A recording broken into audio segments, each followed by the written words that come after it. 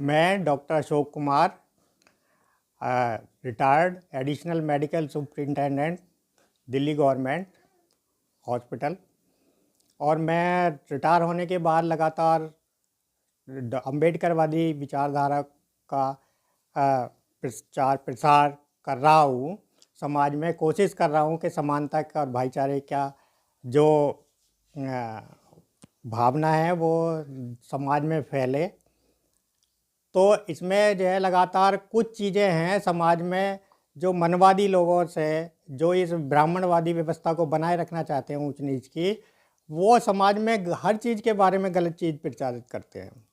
जैसे आरक्षण के बारे में प्रचारित कर रहे हैं कि भाई आरक्षण बहुत ख़राब है, डॉक्टर अंबेडकर ने आरक्षण कर दिया, संविधान में आरक्षण के व्यवस्था करके बहुत ख़राब काम करा है, इससे जो है देश बर्बाद हो रहा है, इससे 90% वाले बच्चे रह जाते हैं, 40% वाले लोग सेलेक्ट होके नौकरियों में पहुंच जाते हैं, तो उससे क्वालिटी गिर रही है काम की। तो इसे ऐसे प्रचार करते हैं जो बिल्कुल ही गलत है। उसके बारे में मैं कुछ चीज़ें, मोटी मोटी चीज़ें ही बताना चाहता हूँ जिससे पता पड़ जाएगा कि आरक्षण से देश बर्बाद हो रहा है या किसी और वजह से देश बर्बाद हो रहा है। पहली बात तो ये है कि आरक्षण लागू हुआ मेनली संविधान लागू होने के बाद में देश में, जो कि 26 जनवरी 1950 के बाद। अब ऐसा तो है नहीं कि 19 जनवरी 50 के बाद लागू कर दिया तो एकदम जो पढ़े लिखे लोग ही नहीं मिलेंगे तो कहाँ से आ जाएंगे नौकरियों में। चलिए तब से भी मान लेते हैं कि आरक्षण 50 के बाद से देश आरक्षण की वजह से बर्बाद होना शुरू हुआ। तो मैं पूछता हूँ उससे पहले देश का क्या हाल था? उससे पहले तो देश 200, जब आरक्षण लागू नहीं था तो उससे पहले 200 सालों तक मैं अंग्रेज़ों का गुलाम रहा देश, और उससे भी पहले देखें तो 800 सालों तक मुगलों का गुलाम रहा। तो जब आरक्षण नहीं था तो तब क्यों गुलाम हुआ देश? और उससे पहले जो है देश सम्राट अशोक के टाइम में ये इतना बड़ा देश था, जब बौद्ध धर्म लागू था सम्राट अशोक के टाइम में तो ये अखंड भारत कहलाता था और विश्व गुरु था। दो विदेशों से लोग, नालंदा विश्वविद्यालय इतना फेमस था, तक्षशिला और नालंदा, कि वहाँ से विदेशों से लोग पढ़ने आते थे। और सम्राट अशोक के 10वें शासक बृहदत्त मौर्य को पुष्यमित्र संगु, उसके सेनापति, ब्राह्मण सेनापति ने मारा छल से, और मार के सत्ता में कब्जा कर लिया और सारे बौद्धों का कत्लेआम करा दिया उसने, बौद्ध मठ तोड़वा दिए, जिससे, और ये वर्ण व्यवस्था लागू करवा दी। जो हिंदू धर्म वाली, जिसे सनातन धर्म कह लो, अब हिंदू धर्म कहने लगे हैं, या कोई भाई कुछ भी कहो, मतलब ये मानवीय व्यवस्था है कि जन्म के आधार से कोई श्रेष्ठ हो गया और कोई जो है बिल्कुल नीच हो गया। भगवान ने तो ऊंच नीच करके भेजा नहीं, भगवान ने तो सबका शरीर एक जैसा बनाया है, भगवान ने सबका ब्लड ग्रुप भी एक जैसा बनाया, पर ये व्यवस्था लागू कर दी। इस वक्त व्यवस्था लागू करने के बाद देश का इतना पतन हुआ कि देश के 8 टुकड़े हो गए। पाकिस्तान, बांग्लादेश, नेपाल, भूटान, म्यांमार, श्रीलंका और भारत खुद, ये सब इसी देश के हिस्से थे। तो अब इतने देश जो है इस व्यवस्था को लागू करने के बाद इतने भागों में तो देश टूट गया, और 800 सालों तक मुगलों की गुलामी करनी पड़ी, 200 सालों तक अंग्रेज़ों की गुलामी करनी पड़ी, और अभी आज़ाद हुए 75-76 साल ही हुए हैं, और अभी से फिर देश का हालत ऐसी है कि फिर से दोबारा जो है कहीं गुलाम ना हो जाए। जो इन लोगों ने ये वर्ण व्यवस्था और जो ऊंच नीच और जो आपस में भाईचारे के बजाय नफ़रत फैलानी शुरू करी है धर्म के नाम पे, हिंदू मुस्लिम की नफ़रत, सब चीज़ें करके, तो लगता है कि कहीं फिर देश बर्बाद ना हो जाए या टुकड़े ना हो जाए। तो आरक्षण से देश बर्बाद नहीं हुआ। आरक्षण से तो पहले, यदि आरक्षण से देश बर्बाद होता तो जब आरक्षण लागू नहीं हुआ, जब देश इतना बर्बाद क्यों हुआ तब से। दूसरी बात यह है कि आरक्षण से ठीक है, आरक्षण से अभी देखेंगे तो अब ये देखो कि जितने भी देश में घोटाले हुए हैं, जो बड़े बड़े घोटाले हैं, 1000-1000, 2-2 हज़ार, 4-4 करोड़ के, और 2G घोटाला, इस टाइम 2G घोटाला तो 2 लाख करोड़ रुपए घोटाला था। इनमें कोई भी, जितने भी देश में घोटाले हुए हैं, चाहे तेलगी स्तंभ घोटाला हो, आदर्श सोसाइटी घोटाला हो, हर्षद मेहता घोटाला हो, शेयर घोटाला, जितने भी घोटाले हैं किसी में भी आरक्षण वाला एक भी आदमी का नाम नहीं है। सभी ये देश को लूटने वाले दूसरे समाज के लोग हैं, जो सवर्ण समाज के उच्च वर्ण कहलाते हैं। जो विदेशों में पैसा जमा है, इतना अथाह पैसा जमा है कि मोदी जी ने कहा था कि इतना ब्लैक मनी जमा है दूसरे देशों में भारत के देश का, कि यदि हम उसको ले आएंगे तो यहाँ हर एक के खाते में 15-15 लाख रुपए आ जाएंगे। चलो 15 लाख उसे माने या ना माने, मतलब ये तो मानना ही पड़ेगा कि वो बहुत ह्यूज मनी है, बहुत ज़्यादा वहाँ पे ब्लैक मनी जमा है दूसरे देशों में। उसमें भी किसी का भी रिजर्वेशन वाले का नाम उसमें नहीं है। और जो भी बैंक का पैसा लूट के ना दे के विदेशों में भाग गए, जैसे नीरव मोदी, माल्या और कई लोग हैं जो कई हज़ार, 10-12 हज़ार करोड़ रुपए, 30-30 हज़ार करोड़ रुपए लेके विदेश भाग गए, इनमें भी एक भी रिजर्वेशन वाले का नाम नहीं है। तो आप देखिए कि रिजर्वेशन से देश बर्बाद हो रहा है कि ये लोग देश बर्बाद कर रहे हैं। ये देश बैंक का पैसा नहीं देते।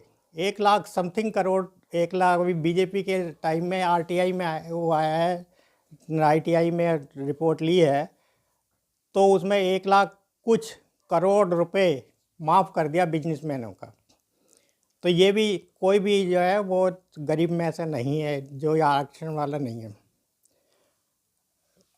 फिर दूसरी बात मैं ये कहता हूँ कि जो आरक्षण की वजह से कहते हैं कि आरक्षण की वजह से देश बर्बाद हो रहा है, हाँ 40% वाला सेलेक्ट हो जाता है और 90% वाला रह जाता है। इससे जो है वो मतलब क्वालिटी गिर रही है, योग्य लोग नहीं आ रहे हैं, अयोग्य लोग आ जाते हैं।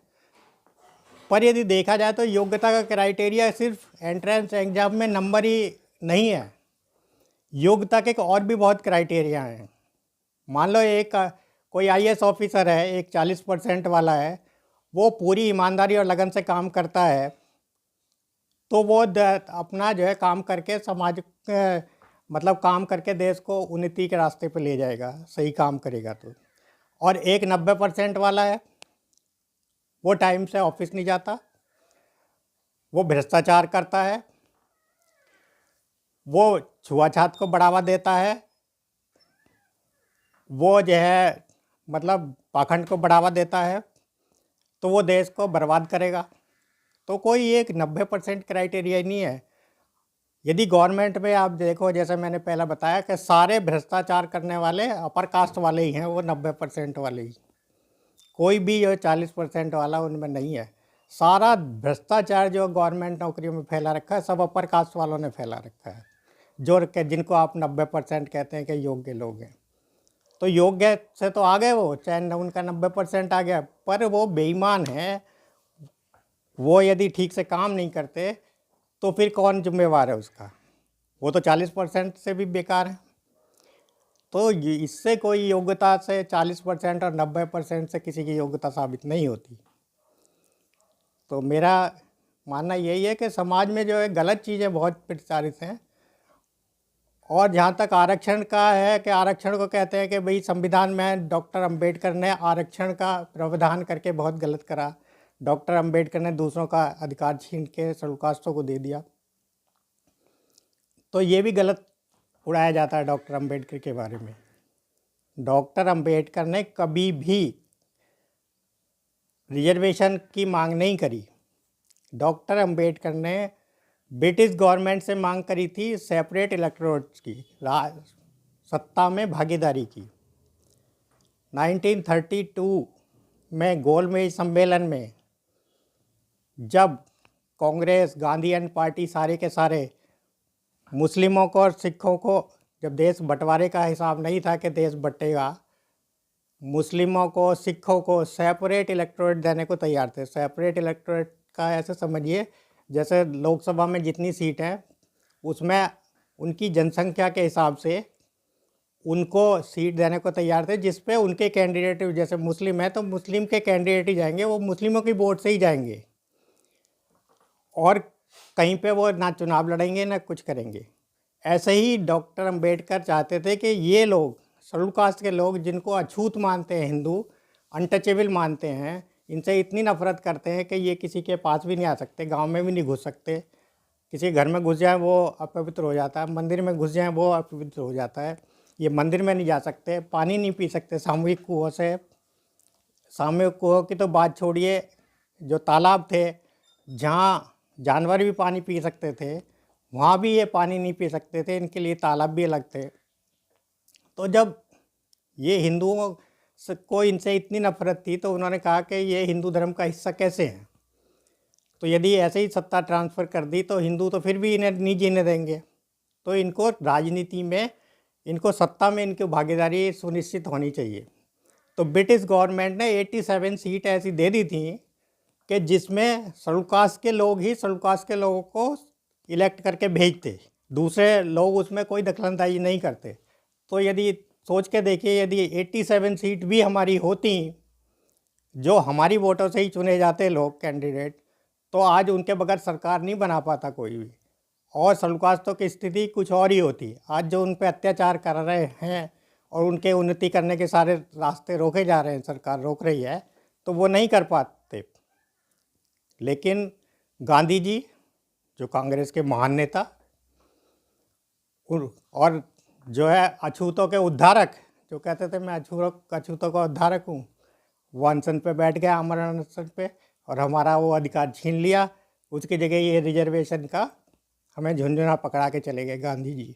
तो गांधी जी ने क्या, जो अपने को अछूतों का बहुत ही बड़ा नेता मानते थे कि मैं अछूत अनटचेबिलिटी ख़त्म करूँगा, उन्होंने कभी भी अनशन अनटचेबिलिटी ख़त्म करने के लिए तो कभी नहीं करा। तो ये बड़े दुख की बात है कि सारी चीज़ें समाज में गलत चीज़ें प्रचारित करी जाती हैं, और इससे लड़ना बहुत ज़रूरी है।